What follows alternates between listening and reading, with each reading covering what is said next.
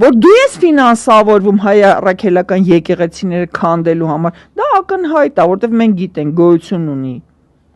պատվեր, որը հնչեցվել է, դա օդում կախված լուրեր չեն։ Մարդիկ կոնկրետ ասել են հայ առաքելական եկեղեցին պետք է դադարեցնի իր գոյությունը։ Ինչի մասին Փաշազադեն, Իլհամ Ալիևը, Ռեջեփ Տայիպ Էրդողանն բացահայտ խոսել են։ Բացահայտ ասել են պատվերը իջացված է ու դու գործում ես այդ պատվերի ներքո։ Այսինքն դու այդ գործի համար առանձին ֆինանսավորում ես ստանում, որտեղ նման բաները ձրի չեն արվում։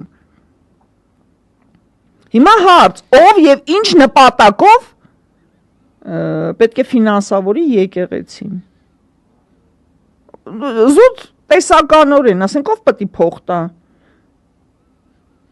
Ռուս ուղղափառը ոչ, ես չգիտեմ, ով, մի հատ, չգիտեմ, կաթոլիկ եկեղեցին ոչ,